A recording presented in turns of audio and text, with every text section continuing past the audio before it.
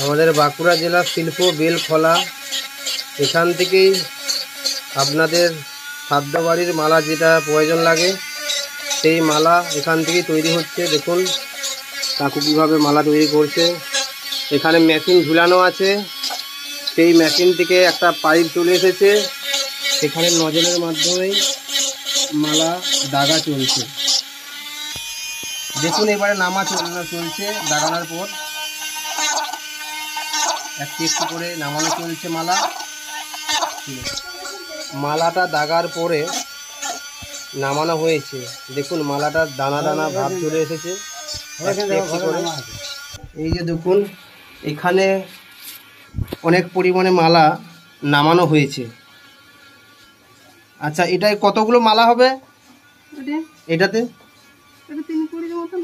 3 কুড়ি। 3 কুড়ির দাম কি আছে আপনার? 3 কুড়ির দাম 310 টাকা, 330 টাকা। 330 টাকা। এটা কি আজকেই নামিয়েছেন? বাহ, ঠিক আছে।